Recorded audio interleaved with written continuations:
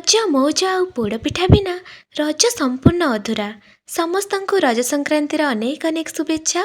आपण जदि भावुंट एई रजरे पोड़पिठा केमिति बनइबे ताहले आज आमे खूब कम समय रे बनइबा सुआदिया चाउल बटा जंता पोड़पिठा, से पुणी सबु सहज ट्रिक्स आउ टिप्स सहित। देखंतु पोड़पिठाटी केते सुंदर भाबरे पोड़ी होईची, भितरु पूरा नरम स्पंजी और सुआदिया होईची। जदि आपण एपर्यंत रज पई पोड़पिठा बनई नाहंती किंबा प्रथम थर बनइबाकू चाहुचंती ताहले एई भिडियोटी निश्चय आपनकू सहाय्य करिवो। तेणु भिडियोटी को शेष पर्यंत निश्चय देखंतु। नमस्कार, दीपांजलि स्नैक्स सूत्र चैनल को आपण मानकू अनेक अनेक स्वागत। प्रथम ये गोटे कढ़ई बसई से पाखापाखि 2 ରୁ 2.5 ग्लास मापिकी पानी नबा। एबे से आधा चामच लुण देबा, तापरे पाखापाखि 400 ग्राम गुड़ देदबा। गुड़ फुटुथुबा पानी रे धीरे धीरे तरळेबाकू लागिबो। एबे एहाकू भल भाबरे गोळेई भल भाबरे मिसाई नबा, जहा द्वारा गुड़ संपूर्ण भाबरे पानी सह मिसी जिवो। एबे से खंड खंड करी तेजपत्र एहीपरि दबा, आउ छेचा गुजराती गोलमरीच और पान मधुर देई भल भाबरे मिसाई नबा। मुठी पाखापाखि गुजराती 8टा, गोलमरीच 8टा और पान मधुरी 1 चामच नहीं। एबे से कोरा नड़िया देबा, ता सह छोट छोट कटा नड़िया खंड मध्य देईदबा। तापरे 50 ग्राम भजा बादाम नबा। यह संपूर्ण भाव में ऑप्शनल, चाहिए या स्किप मध्य करि परिबे। एबे से 50 ग्राम काजू और 50 ग्राम किसमिस दे सबु जिनस को भल भाव में मिसाई नबा। देखंतु धीरे धीरे यार रंग केते सुंदर हेबाकू लागिची। एबे सबको भल भाव में गोळेई नबा। 2 चामच घियो देई भल भाव में गोळाई नबा। घियो पड़िले से सुंदर बास्ना मिश्रण को आहुरी स्वादिया करि देई थाए, जहा पोड़पिठार स्वाद को 2 गुणा बढ़ाई देई थाए। बे मिश्रण फुटुथुबा अवस्था धीरे धीरे चाउल गुंड देबा। मुठी पाखापाखि 500 ग्राम चाउल गुंड नेइची। चाउल गुंड देबा सहित लगातार एहीपरि गोळेई चलिबा, जहा द्वारा कौन से गोटा गोटा रहिबनी आ मिश्रणटी समान भाव में मिसी जिवो। ध्यान रखिबे एही समय रे गैस आंच को लो रे रखिबे। दर्शक बंधु, आपनको जदि एही रेसिपीटी मोर भल लागिबो ताहले वीडियो को निश्चय भाव में लाइक करिवे, शेयर करिवे आ मोर चैनल को सब्सक्राइब करिवे। मुठी सबु चाउल गुंड को भल भाव में गोळेई चलीची। देखि पारुथुबे या धीरे धीरे गाढ़ हेबाकू लागिची। एमिति गोळेई चलीथिबे, देखिबे किछि समय परे एहा एक सुंदर डो भली आकार नै जिवो।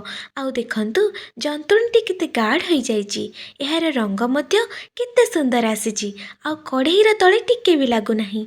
एही भली टेक्सचर आसी गले बुझिबे हमर जंतुणटी संपूर्ण भाव में रेडी हो जाईची। एबे गैस बंद करी जंतुणी को बाहर को नहीं आसीबा। पोड़पिठा पोड़ीबा पई मुठी प्रेशर कुकर व्यवहार करी।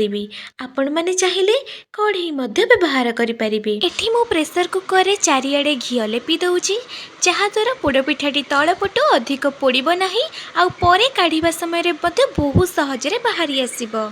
पिठारे सुंदर बास्ना आसवा पाई आ पिठा तळु अधिक न पोड़िबा पाई कुकर भितरे कदली पत्र को एमती चारि पाखरे सेट करिदबा। एबे कदली पत्र उपरे चारिआडे घियो को भल भाबरे एही परि लेपिदबा। एहा द्वारा पोड़पिठा भल भाबरे पोड़िबो आ परे काढिबा समय रे सहज रे बाहरी आसीबो।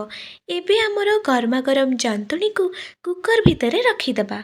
ध्यान रखिबे जंतुणी को संपूर्ण ठंडा करिवे नाही।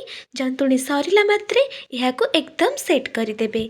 सबु जंतुणी देई सारिबा परे पानी हाथ किंबा घियो हाथ करी एहाको भल भाबरे प्रेस करी समान करि नबा। आधा चामच घियो देई एही परि लेपि दबा। एहा द्वारा पिठा उपरे सुंदर रंग, चमक आ बास्ना आसीबो। एबे जंतुणी को भल भाबरे प्रेस करी समान भाबरे प्रेशर कुकर भितरे सेट करि दबा। ध्यान रखिबे चारिआडे समान भाबरे चापिबे, जहा द्वारा पोड़पिठाटी सबु पटु सुंदर भाबरे पोड़िबो। तापरे उपरे नड़िया खंड को निज पसंद अनुसार सजाई दबा। एबे नड़िया खंड गुड़ी को एहीपरि भाबरे सजाई हल्का हल्का प्रेस करिदबा, जहा द्वारा पोड़िबा परे एगुड़ी को बाहरी आसीबो नाही। आपण माने चाहिए निज पसंदर ड्राई फ्रूट्स जेपरिक काजू, किसमिस किंबा बादाम को मध्य आउ टिके घियो रे भाजी एहा उपरे सजाई पारिबे। एहा देखिबाकू आहुरी सुंदर लागिबा सहित पोड़पिठार स्वाद को मध्य 2 गुणा बढ़ाई देबो। एबे आउ गोटे किंबा 2टी कदली पत्र नै पिठा उपरे भल भाबरे चापी ढांकी दबा। एहा द्वारा पोड़िबा समय रे स्टीम सीधा सड़क ତକ ପିଠା ଉପରେ ପଡ଼ିବ ନାହିଁ ଆଉ ପିଠାଟି ଭିତରୁ ନରମ ରହିବା ସହିତ ଉପର ପଟୁ ମଧ୍ୟ ସୁନ୍ଦର ଭାବରେ ପୋଡ଼ି ହେବ। ସେଥିସହ କଦଳୀପତ୍ରର ସୁନ୍ଦର ବାସ୍ନା ମଧ୍ୟ ପୋଡ଼ ପିଠାରେ ଆସିଯିବ, ଯାହା ଏହାର ସ୍ୱାଦକୁ ଆହୁରି ବଢ଼ାଇ ଦେବ। ଆଉ ଦେଖନ୍ତୁ ଆମର ପୋଡ଼ପିଠା ଏବେ ପୋଡ଼ିବା ପାଇଁ ସମ୍ପୂର୍ଣ୍ଣ ପ୍ରସ୍ତୁତ ହୋଇଯାଇଛି। ଏବେ କୁକରକୁ ଗ୍ୟାସ୍ ଉପରେ ରଖି ହୁଇସିଲକୁ ବାହାର କରିଦେବା ଆଉ ଢାଙ୍କଣାକୁ ଭଲ ଭାବରେ ବନ୍ଦ କରିଦେବା। ଧ୍ୟାନ ରଖିବେ ପୋଡ଼ପିଠା ପୋଡ଼ିବା ସମୟରେ ହୁଇସିଲ ଲଗାଇବେ ନାହିଁ, ଏହାଦ୍ୱାରା ଭିତରର ଗରମ ପବନ ସହଜରେ ବାହାରି ପାରିବ ଆଉ ପିଠାଟି ଚୁଲି ପୋଡ଼ା ଭଳି ସୁନ୍ଦର ଭାବରେ ପୋଡ଼ିପାରିବ। ପ୍ରଥମ 5 ମିନିଟ୍ ମିଡ଼ିୟମ୍ ଫ୍ଲେମ୍ରେ ପୋଡ଼ିବା, ତାପରେ ଫ୍ଲେମ୍କୁ ଲୋ କରି ପ୍ରାୟ 40 ମିନିଟ୍ ପର୍ଯ୍ୟନ୍ତ ପୋଡ଼ିବାକୁ ଛାଡ଼ିଦେବା। ଆଉ ଦେଖନ୍ତୁ ଆମର ପୋଡ଼ପିଠା ରେଡ଼ି ହୋଇଯାଇଛି। ଆପଣ ଚାହିଁଲେ ଛୁରୀ କିମ୍ବା ଷ୍ଟିକ୍ ପୁରାଇ ଚେକ୍ କରିପାରିବେ।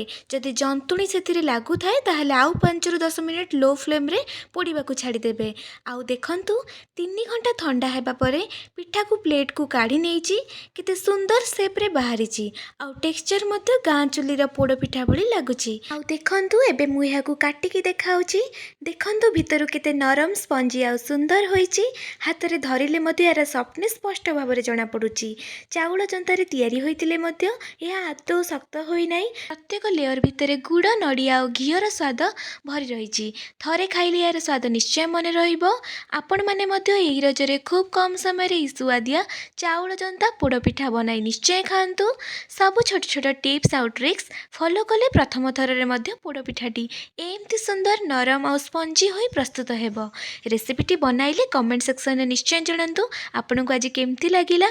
ଭିଡ଼ିଓଟି ଭଲ ଲାଗିଥିଲେ ଲାଇକ୍, ସେୟାର ଆଉ ଦୀପାଞ୍ଜଳି ସ୍ନାକ୍ସ ସୂତ୍ର ଚ୍ୟାନେଲକୁ ସବସ୍କ୍ରାଇବ୍ କରିବାକୁ ବିଲକୁଲ ଭୁଲିବେ ନାହିଁ।